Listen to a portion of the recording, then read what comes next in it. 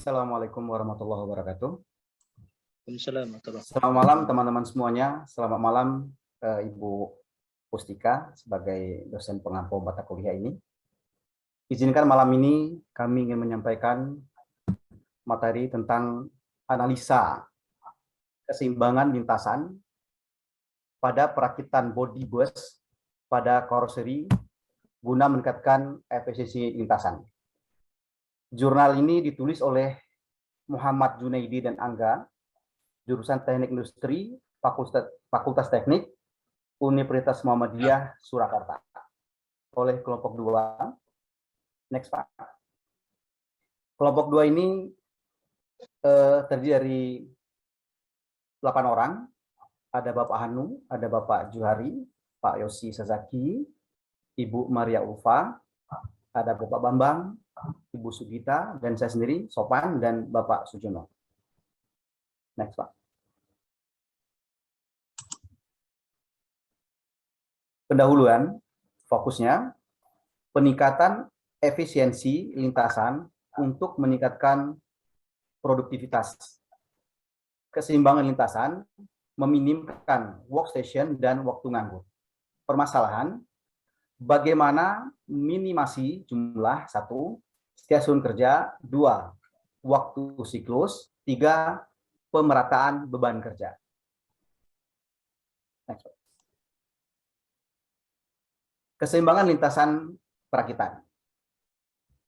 Tujuan penggunaan keseimbangan lintas perakitan diantaranya beberapa pendapat ahli. Pertama, itu menurut Boysen dan kawan-kawan, menyusun berbagai bidang keseimbangan lintasan perakitan berdasarkan pada pengaturan karakteristik praktis dan menyoroti pengembangan model yang relevan untuk mencerminkan masalah dunia nyata.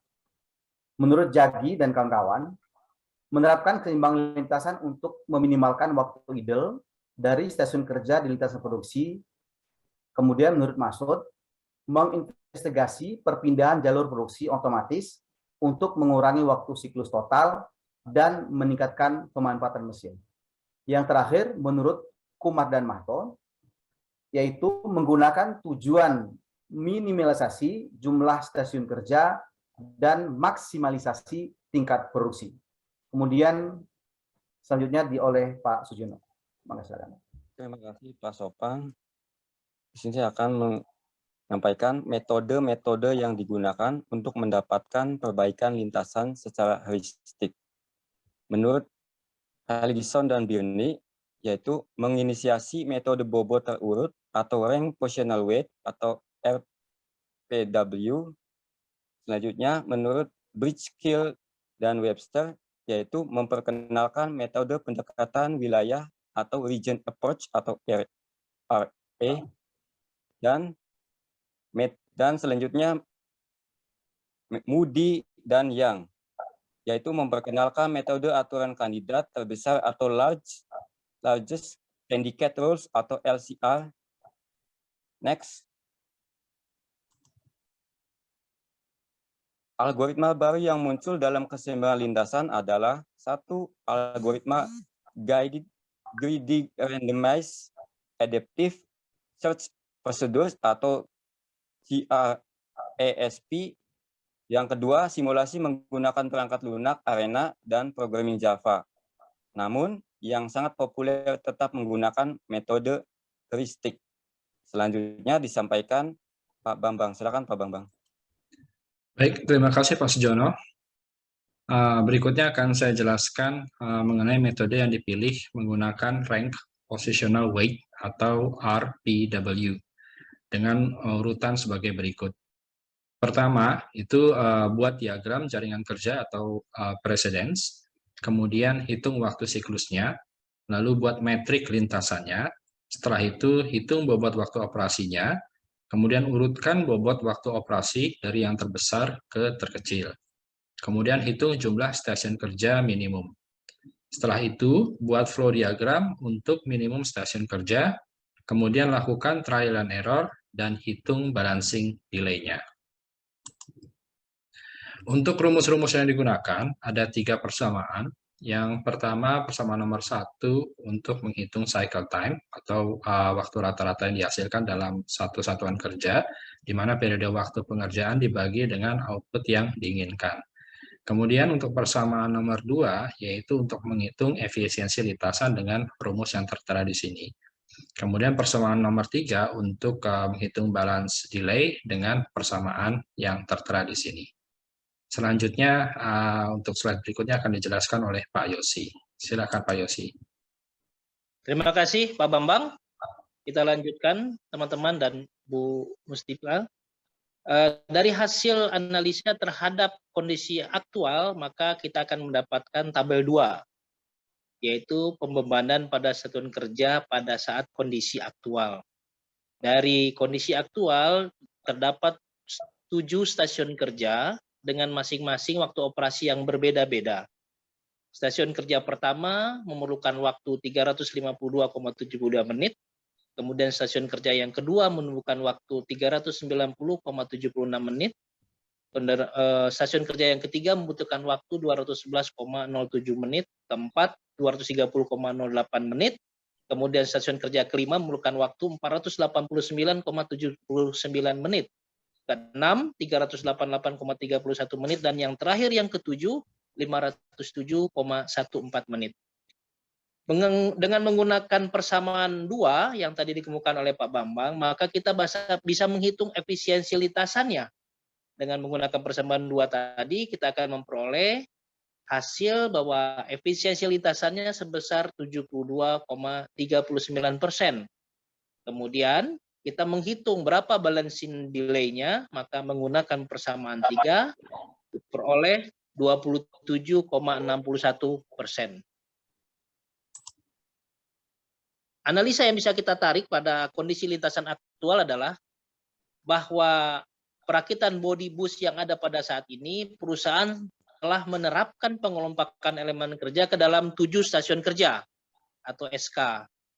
Dari tabel 2 tadi menunjukkan pembagian penugasan elemen kerja pada masing-masing stasiun kerja. Dapat dilihat pada tabel tersebut bahwa beban pada stasiun kerja yang merupakan beban maksimum terdapat pada stasiun kerja nomor 7 dengan total waktu operasi mencapai 507,14 menit. Beban pada stasiun kerja 7 tersebut jauh lebih tinggi dibandingkan dengan stasiun kerja nomor 3 ataupun 4 dengan waktu operasi hanya 211,07 menit dan 230,08 menit. Selanjutnya analisa berikutnya akan dilanjutkan oleh Ibu Maria Ulfa. Silakan Bu Maria. Baik, terima kasih Pak Yosi. Kita lihat pada tabel 3, pembobotan pada stasiun kerja saat kondisi aktual. Hasil pembobotan tersebut kemudian diurut dari yang terbesar hingga terkecil. Hasilnya diperoleh tabel 4. Tabel 4 menjelaskan hasil pengurutan nilai bobot posisi. Bila dalam 1 bulan ada 24 hari kerja dengan 7,5 jam per hari dan target produksi 20 unit, maka diperlukan pada satu stasiun kerja perlu 540 menit. Dari tabel 4, maka terlihat bobot stasiun kerja 1 sangat besar, sementara bobot kerja stasiun nomor 7 sangat rendah. Selanjutnya disampaikan oleh Kak Sugita.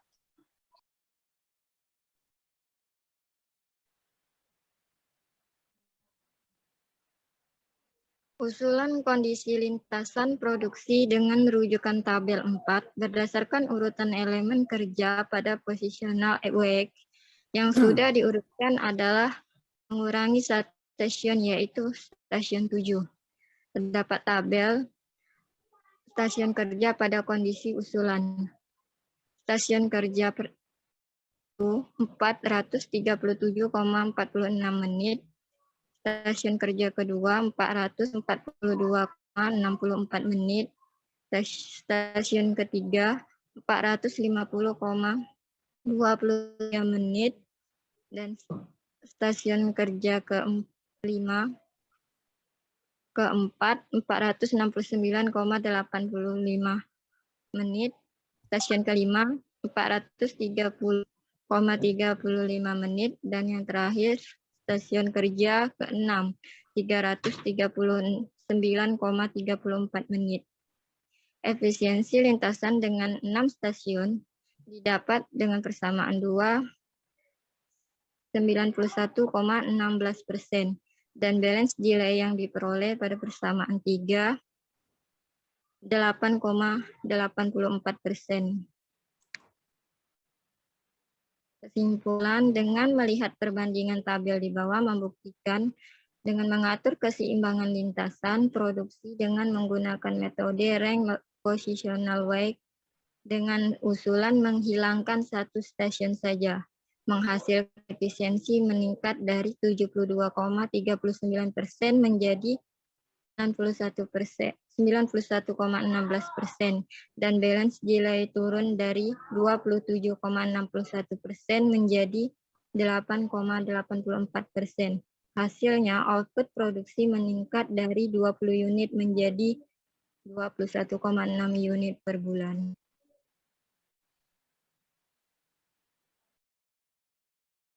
Oke, alhamdulillah pembahasan tentang analisa keseimbangan lintasan pada perakitan body bus pada karoseri guna meningkatkan efisiensi lintasan telah selesai kita laksanakan oleh kelompok 2. Terima kasih teman-teman semuanya. Semoga ini bermanfaat. Kita tutup kegiatan ini dengan sama-sama baca Alhamdulillah. Alhamdulillahirabbil alamin. Assalamualaikum warahmatullahi wabarakatuh.